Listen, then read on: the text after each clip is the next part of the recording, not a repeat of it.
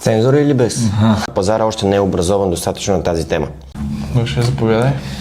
В камерата ли гледаме или във вас? Включително зелените покриви, които не са вече иновация, също са доста устойчиви на мъхови решения. Включително мъха изключително добре се смесва и помага на соларния панел. Да се гледам в продукта така нагоре. Най-добрата ни обща черта е това, че сме визионери. Но всъщност така наречените скритите ефекти на нашите продукти са много и много повече от само визуалните. Хората много се притесняват от пчелите. София да стане зелен град не виждам, че е много невъзможно. От друга страна, разбира се, сме икономически издръжливи спрямо европейския пазар. Както знаем, обикновеният цемент се развива до 58 градуса през лятото, докато нашите сгради поддържат не повече от 33 градуса, което изключително много намалява температурата на целия град.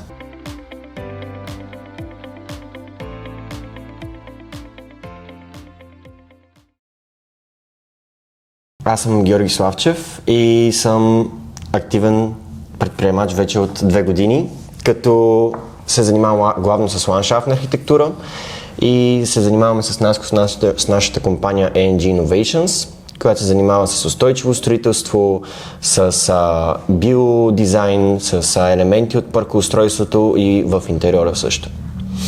Аз съм Атанас. Занимавам се с мениджмънт от повече от 5 години. В момента се занимавам с мениджмънта и управлението на A&G. Страстта ми към бизнеса идва още от моя ранна детска възраст, като съм работил по множество проекти, свързани с банковото дело до свързани с устойчиви принципи и бизнеси. Горе-долу това е за мен в началото. Впоследствие ще кажем как горе-долу сме се запознали и как сме сформирали тази компания с тази цел. Бих казал, че беше обща концепция за това да променим средата, в която живеем, защото и двамата с Наско сме... Най-добрата ни обща черта е това, че сме визионери. Тоест, ние виждаме пространства като какво могат да бъдат. И когато се запознахме, ние се познаваме вече от 5-6 години и още тогава, когато аз се учих ландшафтна архитектура, пък той преследваше устойчивост и финанси, и още тогава ни хвана общата тема за това как може да променим бита около нас, как да го направим по-добро. И тогава лека по лека с времето се сформира A&G Innovations като точно решение за това как може да се случи. И ландшафта намерихме да бъде доста голям пазар, който все още в България не е до такава степен развит, защото все още се води табу от една гледна точка, особено това, с което ние искаме да се занимаваме. Тоест фасади, озеленяване в интериора. Вече навлизат интериорни решения, но по фасадата може да се разходим по Черни връх, колко сгради ще видим, има една, която аз всеки път гледам и тя е с изкуствена растителност. И тогава си казахме с Наско, че всъщност можем да обединим тези наши две черти на ландшафтен архитект и на устойчивост и финанси в един доста добър екип. Впоследствие екипа разрасна, но определено ние двамата сме лицата на компанията и работим активно за разширяване на нашата производствена гама. Да, нещо друго, което е важно да се каже, което ни събра, е именно нашата страст и неуморимост пред всеки един проблем. За сега сме се сблъскали с доста, като цяло и на нашия пазар, и на европейския пазар, но ние винаги сме оставали заедно, силни, сме се подкрепяли още от началото и създаването на нашата фирма, винаги с целта и мисията, че правим нещо по-значително от самите нас.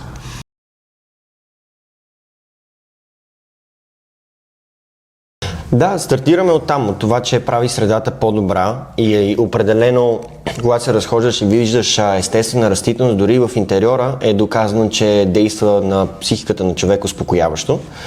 Но всъщност така наречените скритите ефекти на нашите продукти са много и много повече от само визуалните. Като започваме от това, че събират прахови частици, говорейки конкретно за фасадните решения, до това, че правят въздуха по-чист в интериорните решения. Заради това много офисни сгради те са първите клиенти на интериорното озеленяване. Защото има тази способност въздуха да става по-добър и по-качествен. И също така в екстериора намаляме температурата, която се задържа в сградата. Т.е. се охлаждаме по този начин и намаляме енергията, която е нужно в последствие да охлаждаме или затопляме.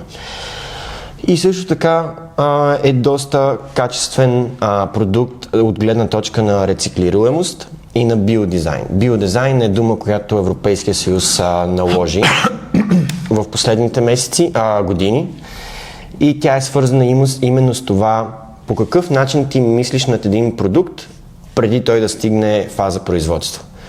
Ти трябва да премислиш как от праволинеен продукт, т.е. от добив на материал, производство, експлоатация, да не свършваш до боклук, а да върнеш в кръговата икономика този продукт. Тоест от последната точка отново да се върнеш на първата или на втората. Т.е. да стане възобновяема система от продукт, после суровинен материал и отново продукт. И това е голям икономически плюс на нашите продукти. Разбира се, ние поглеждаме сградата, освен като микроорганизъм, така и като макро. Разбира се, за нас е важна и средата извън сградата. Както Георги подчерта, ние започваме нашето проучване и процес на работа от първоизточника на материала и стигаме вече до самата градска среда или самата среда около сградата и как тя се подобрява. Както казахме, има изключителни изолационни функции, но и има изключителни устойчиви на температурата условия. Както знаем, обикновеният цемент се развива до 58 градуса през лятото, докато нашите сгради поддържат не повече от 33 градуса, което изключително много намалява температурата на целия град, на цялото пространство около самата сграда. Един от главните плюсове конкретно на фасадните ни решения е нашата пожароустойчивост. Защото продукта ни е именно такъв пожароустойчив. Но това звучи малко, когато помислиш за първи път, но всъщност е нещо, което много продукти не успяват да достигнат. Има сертификати, които Европейския съюз налага за това какви продукти и какви материали може да има на фасадата. И именно пожароустойчивостта е един сертификат, който всеки продукт трябва да мине. И това е нещо, което ни слага една крачка пред останалите продукти. От към финансова част, определено Наско може да каже повече плюсове, той е по-добър с цифрите. Така че... Да, икономически, разбира се, също се позиционираме след конкурентите си, като предлагаме по-добри условия, като имаме buying back програма или на български, купуваме обратно суровините, които сме продали или продуктите. По този начин намаляваме, разбира се, отпечатъка и създаваме кръгов модел, по който ние вървим в една и съща плоскост с нашите клиенти през цялото време. От друга страна, разбира се, сме икономически дръжливи спрямо европейския пазар и спрямо представените ни конкурентни продукти на пазара.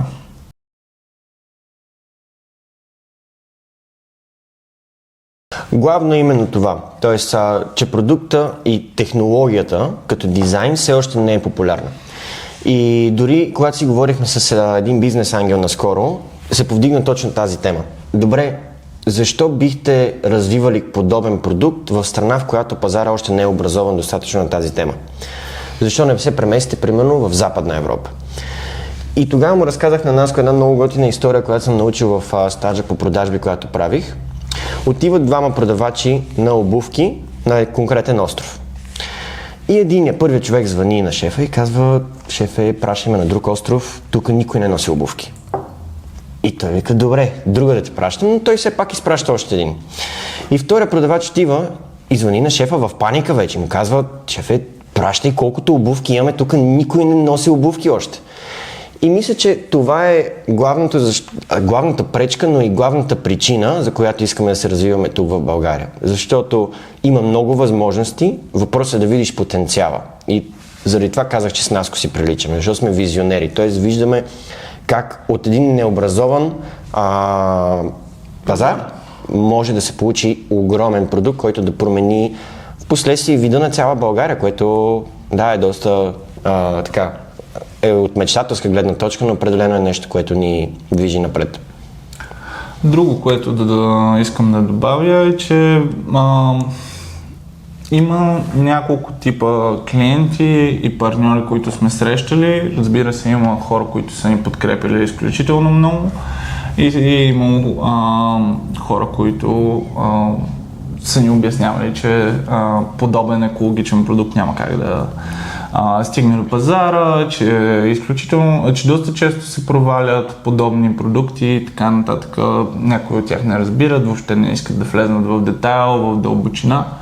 Имаме го и го срещаме този проблем, но за това пък имаме и решение. Ние постоянно се опитваме да образоваме нашите клиенти, да образоваме млади хора. Активно работим с доста университети, работим и с други програми. Български имаме вече голямо доверие, като сме част и от екипа на София Тех Парк, които ни даваха изключително голямо доверие и ни помогнаха в доста голяма част от процесите ни.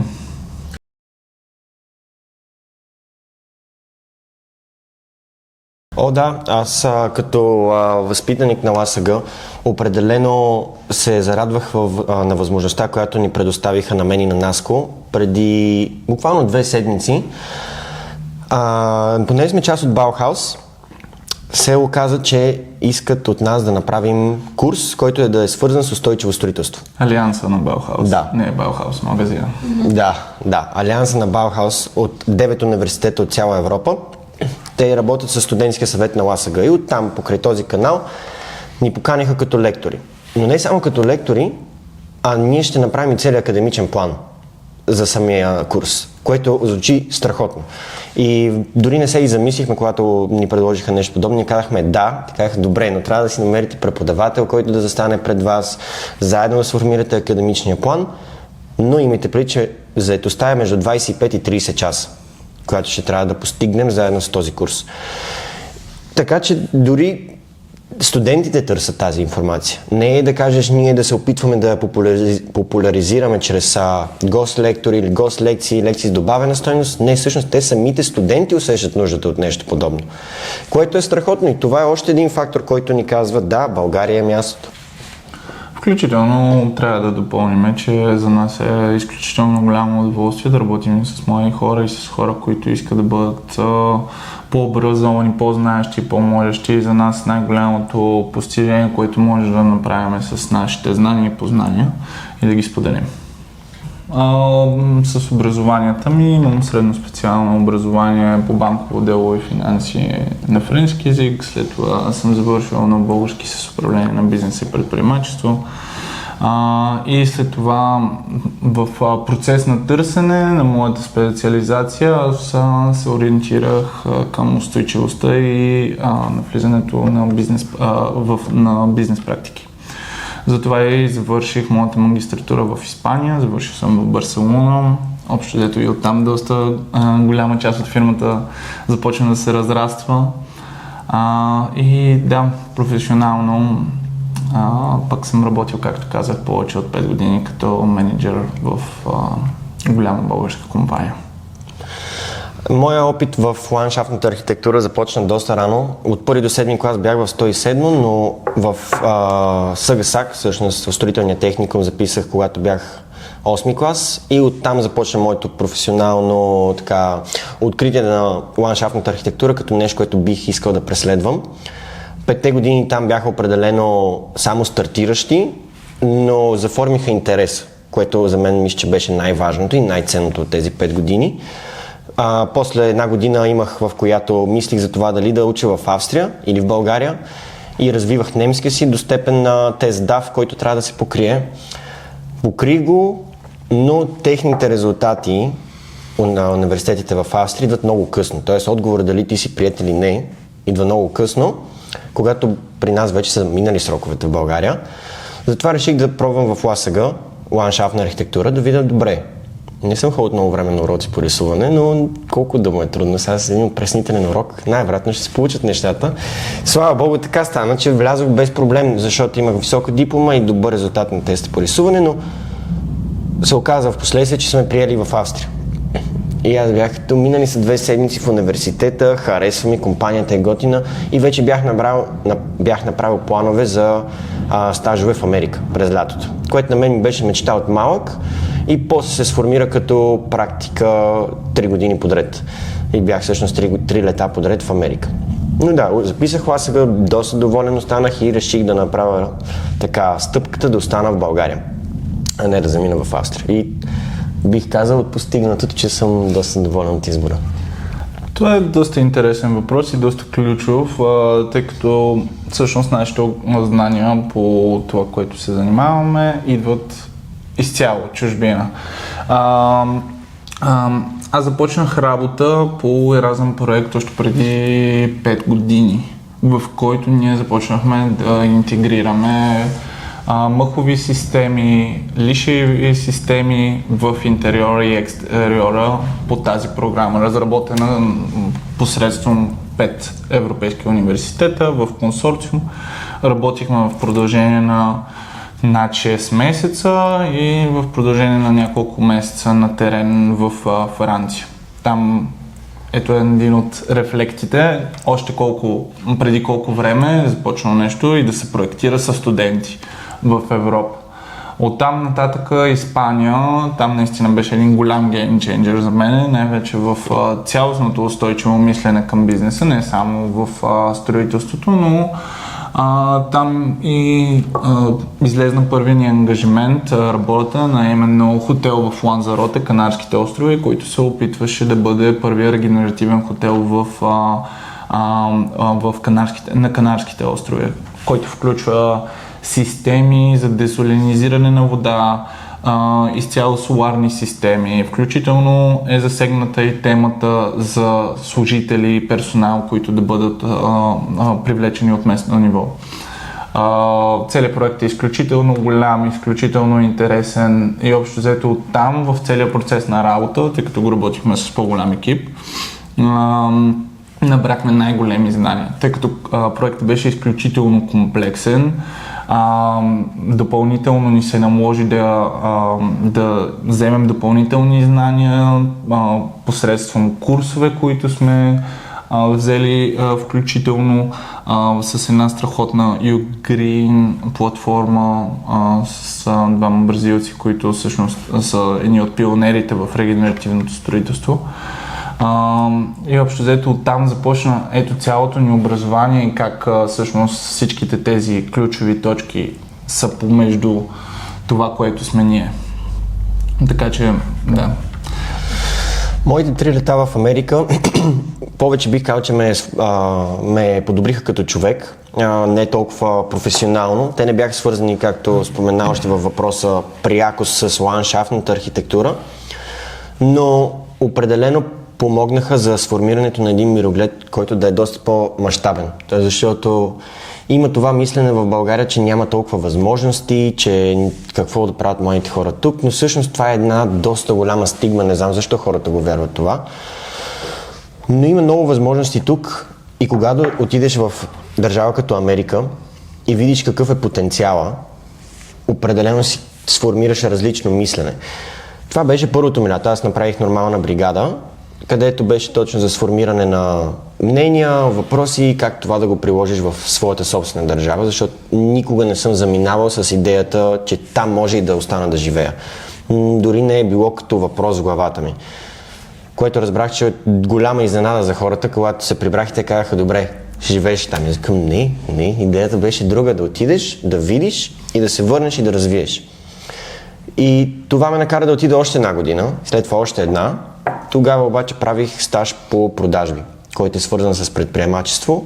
Той беше с американската компания Southwestern Advantage и ни учиха да продаваме от врата на врата. Учебни помагала. Което звучи всеки път абсурдно, когато го казвам, но всъщност беше огромно преживяване, което ме направи човека, който съм днес. Учи се на това да чуеш не веднъж, което в нашия бизнес чуваш не веднъж, да продължаваш докато не чуеш да. И това по доста голям начин успява да ми помага и да прилагам в начина, по който работим. И комуникативните умения особено са безценни, които развих, говорейки с 3000-4000 човека всяко едно от тези лета. Това ни помогна, когато бяхме в Турция, да сформираме партньорство с компании. Ние бяхме на строително експо в Турция, казва се Turkey Build, над 46 000 посетителя, в пъти по-голямо от Интерекспо център. Ние не бяхме виждали подобни пространства, но примерно тези комуникативни умения ни помогнаха. Отиваш, говориш с човека, канат те, сядаш на среща, сформирате някакъв контакт, после на имейл получаваш допълнителна информация за тези продукти, как ти да им станеш изключителен партньор. И това са неща, които с нищо не бих заменил.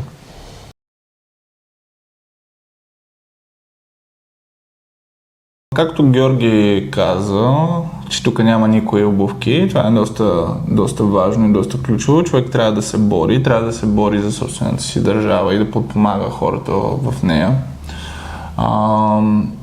Няма да започвам с клишета от сорта на, че когато си в една държава винаги си чужденец, не е така. Познавам много българи, които живеят страхотен живот в чужбина, не искам да го отричам, но ще дам един много хубав пример, който още когато се върнахме, впрочем, защото не е чак толкова голяма енигма, се свързаха с нас община Петрич, които ни възложиха проекти към Хераклея Синтика и към Самуиловата крепост, изключително големи обекти, археологически, от национално значение, което за нас беше изключителен шок, но в последствие разбрахме, че има много хора, които вярват в принципите ни, в идеите ни и искат да работят с нас, което беше изключително позитивно и вярвам, че всеки един човек, който е тръгнал, независимо дали ще се занимава с собствен бизнес в България, той ще види правилната посока в хората и ще види, че хората се развиват. Ние сме хора будни и интелигентни. Аз мисля, че няма да е едно конкретно събитие, един конкретен ден, след който младите хора ще кажат: добре, това е мястото, тук оставаме вече, няма да ходим навън. Мисля, че е доста по-комплексен процеса и ще отнеме много време. Но това, което аз си представям в моята утопична представа, е, че стъпка по стъпка, ако младите започнат да виждат примери на други техни връстници за това как нещата всъщност са възможни и тук, и как може да се развиваш независимо всички препятствия, които хората мислят, че има тук, мисля, че това ще бъде нещо, което ще ни поведе към тази посока. Но от наша гледна точка, важно и от тяхна, да има връзката. Защото ние ще дойдем и ще кажем на хората: да, тук може да се случи, вижте ние какво направихме, но трябва да има и хора, които вярват, че това е възможно. Тоест комуникацията трябва да бъде двустранна и според мен ние като станем, разбира се, предприемачите, които сме в нашата глава, ние ще казваме възможно най-много на хората, че има възможностите, които ние намираме, но трябва и те да искат да чуят за тях.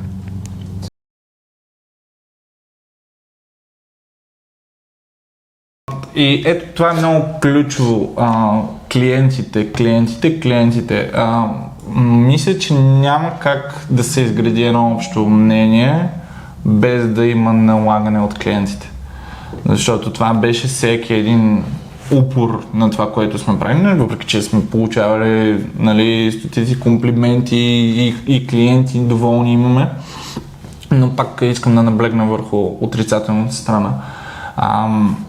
Има нужда на клиент. Когато няма тази нужда на клиент, тогава и продукта не е толкова значим за тях. Буквално изключително много компании срещнахме, които правят стандартен greenwashing за потребителите. Greenwashing е зелено измиване, което значи ние се правиме неустойчиво, но всъщност не сме.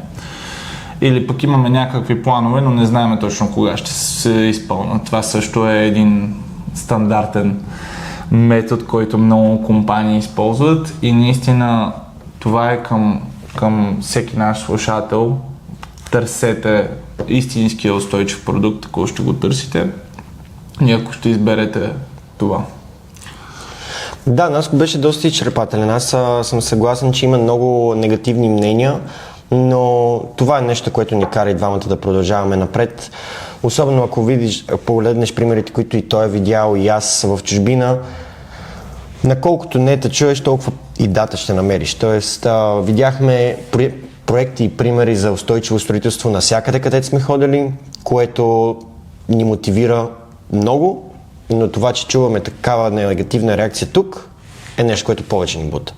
Защото сме свикнали двамата да работим независимо как се развиваме, защото вярваме в нашите продукти, вярваме, че те ще помогнат на средата и на хората и по този начин и работим, мечтайки.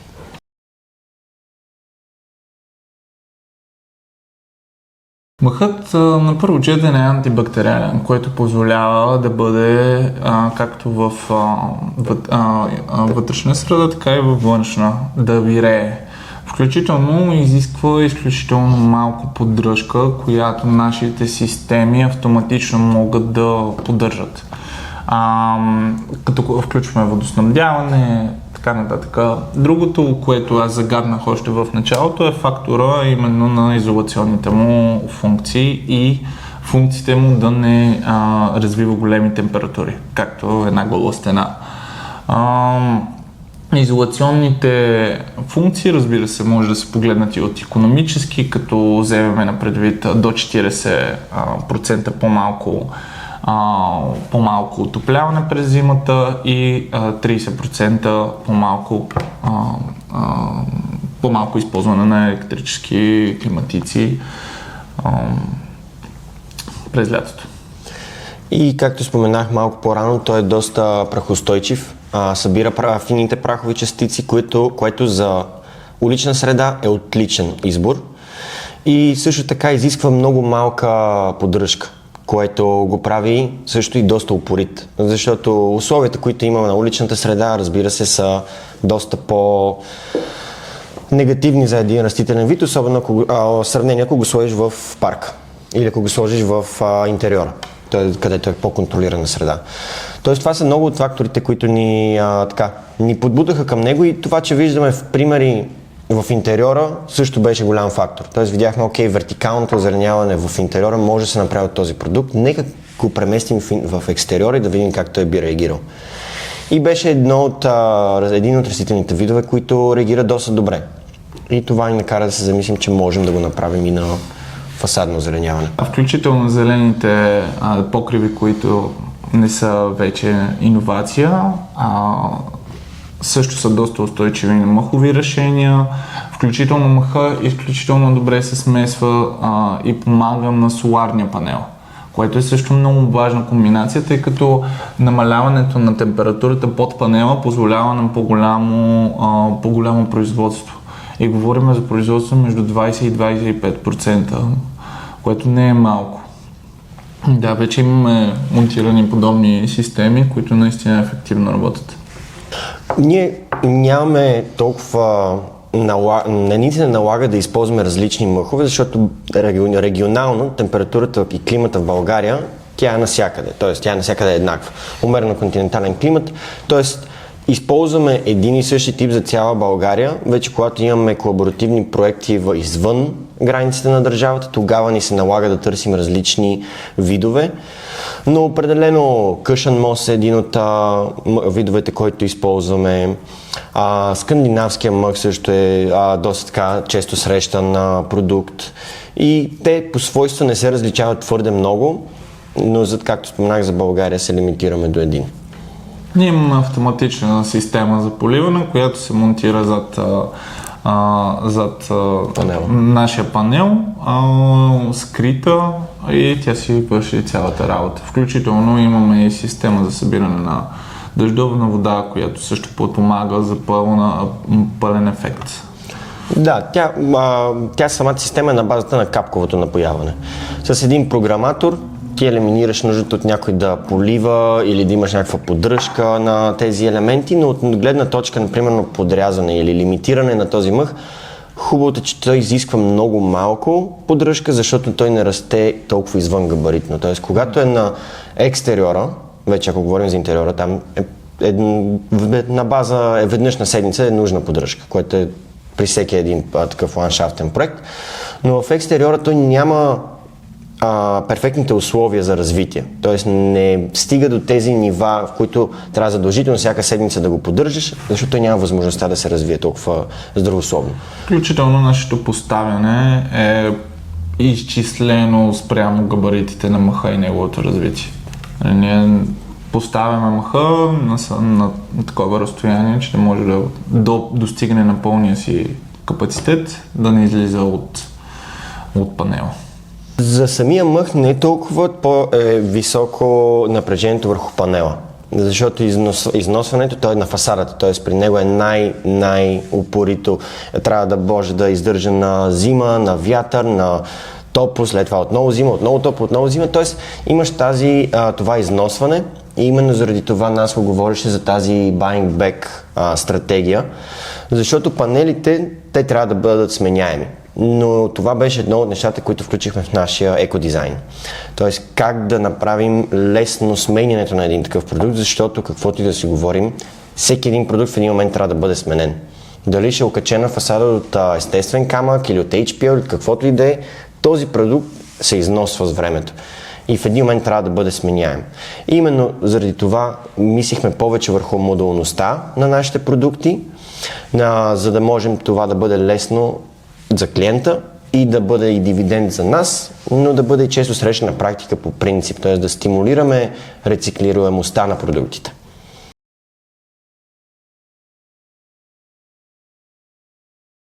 Хората много се притесняват от пчелите. Да, хората се притесняват от пчели, насекоми, но както казахме, ние специфично използваме интериорни продукти, които да са антибактериални, да не привличат насекоми, за да може да се запази атмосферата чиста. Но това са може би едни от най-големите заблуди и да, имали сме други запитвания, които са били доста така нестандартни, но това се сещам на първи път, винаги се стига до микроби и до насекоми за продуктите. Да. Имахме въпрос наскоро, тъй като създавахме цяла напоителна система, която използва канална вода. И когато системата с преработваема, с филтрация, изключително модерна технология, която сложихме, ние вързахме към напояването на фасадата. И в случая беше и на оградата. И клиента беше изключително притеснен, че ще мирише лошо и че цялата сграда просто няма да става. Той даже клиента беше строител, така че мислеше, че няма да може да се продаде сградата. Което е, разбира се, не е така. Филтрацията на водата е елемент, който ние се справяме да не съдържа отпадна вода след това, да бъде напълно пречистена.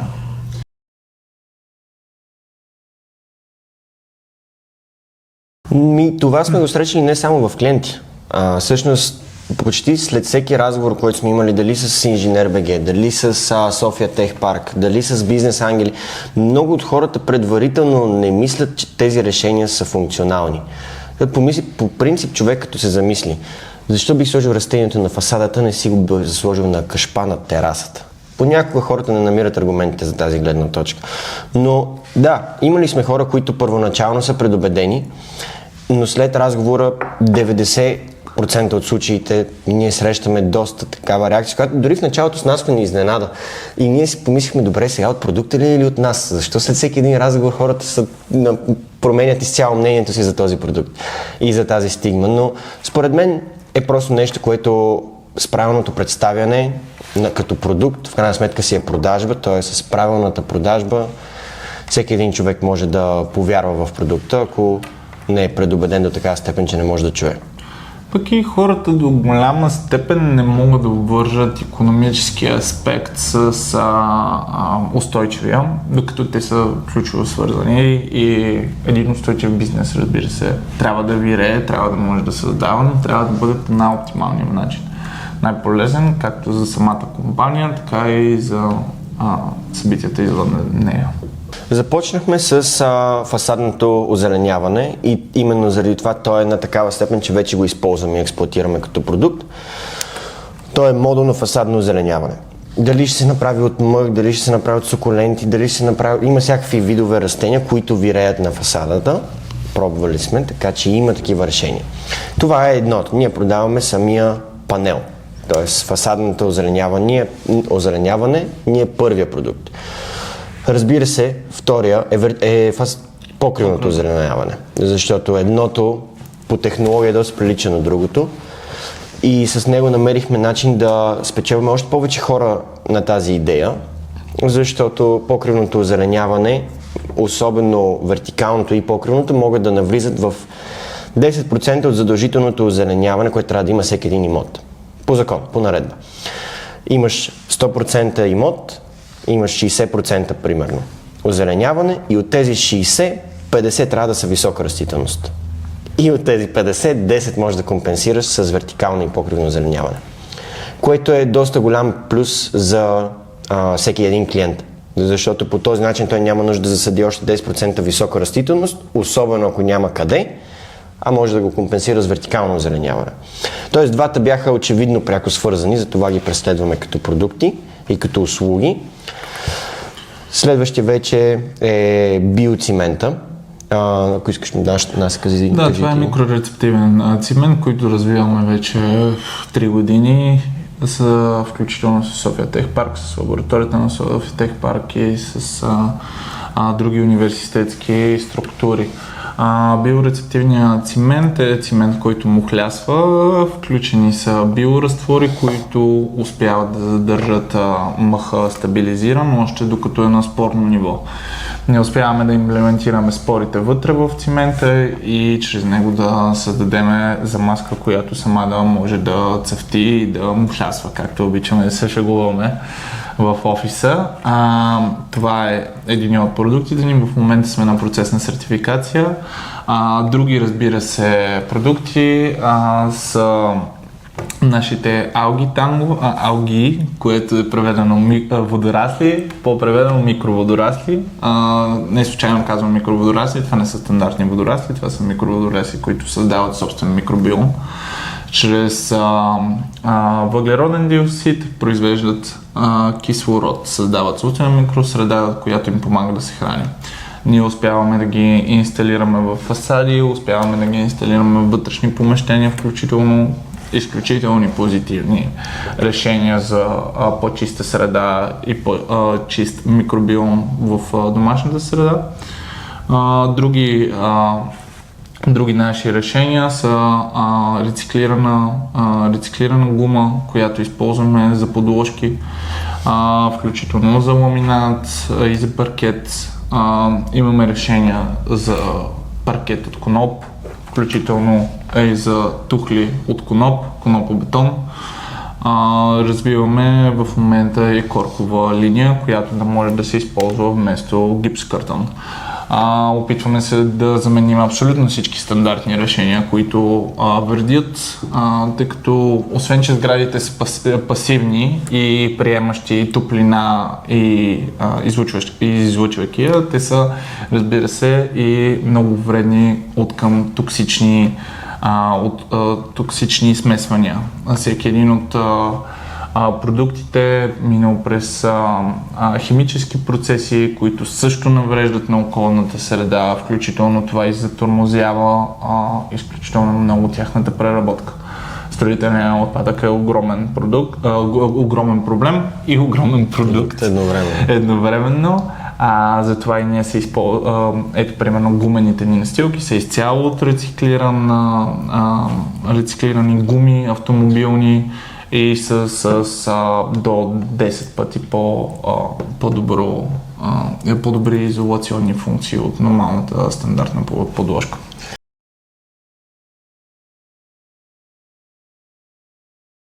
Като е важно да се спомене за биорецептивния цимент, че главната му идея не е да замести бетон.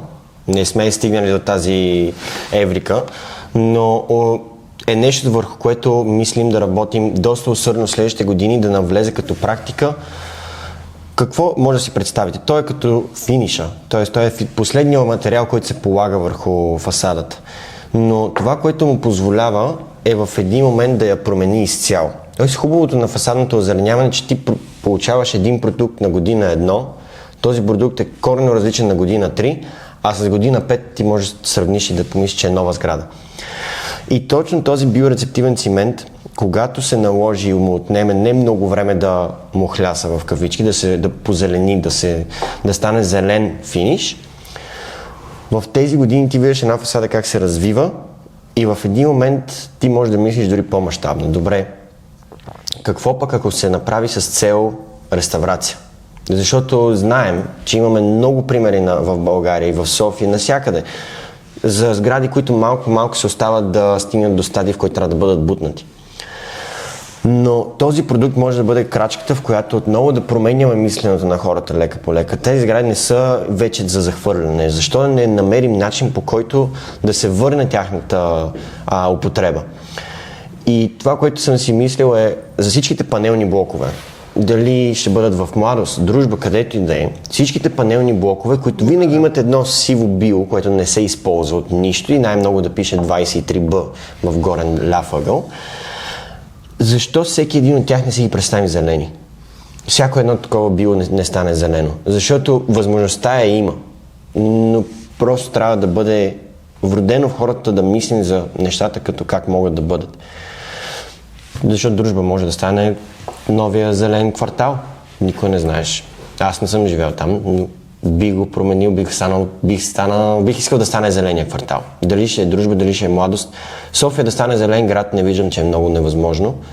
Дори усърдно работим в тази насока и вярваме, че може ние да не стигнем до този момент, но следващото поколение със сигурност.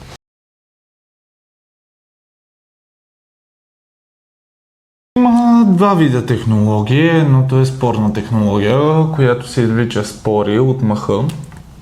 Определена технология, чака се мъха да се развие до определен стадий, оттам се извлича и ние си го преработваме, което е по-бавният стадий, който изисква малко по-дълга поддръжка и наблюдение, около 2 седмици до покълване. 2 седмици до покълване, до една седмица след покълване говорим за вече готов реализиран продукт. Другото е, разбира се, модулно преместване на мъха върху структурата. Изрязва се и се поставя директно в джобовете на структурата ни. Структурата ни е издръжлива. Имам предвид и по такъв начин е инженирана, че да е с наклон и самия мъх да се задържа директно за почвата, за субстракт, който е в дъното на модула. Като те са две технологии. Така както споменахме, имаме циментовия финиш. Той е на базата на замазка. Той не е нищо сложно, но активно работим до момента, в който може да се впръсква. Защото това ще позволи на тези мащабни проекти да станат по-допустими. Но това за сега е work in progress, но модулните решения те са доста по-лесни, защото технологията вече съществува. Те са на базата на укачена фасада. Ние заради това работим пряко с български компании, които имат и производства тук, за да унифицираме модулния продукт за тяхната система, да може да се полага навсякъде. Тоест, когато имаш скелето на една укачена фасада, ти можеш вместо да сложиш HPL или естествен камък, както споменахме, ти закачаш своята саксия, така казвам, модулното решение. Модулният панел се закача на нея и с два анкера се хваща допълнително в долните и технологията също тя се захваща. Тоест горния панел прихваща долния и по този начин структурата е едно цяло. И това също допринася за дългосрочната употреба на тези продукти. Включително не се случва няма фуга, което позволява растителността, когато вече се развие, да покрие цялата фасада, без да личат елементите на нашия продукт. Може би трябва да е фасадното ни решение, именно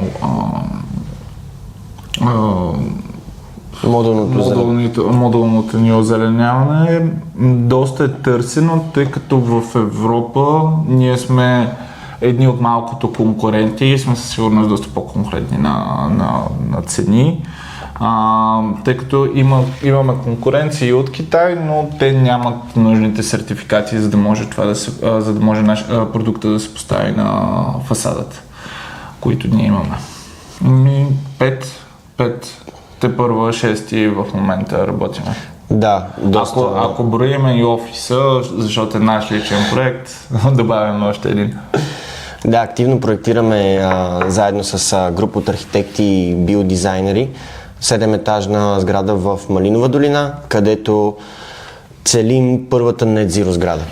Да. Което това ще бъде за нас пилотен проект, който според мен ще бъде още една точка, за която хората да говорят и да вярват, че в България има развитие на такива теми и на такива продукти.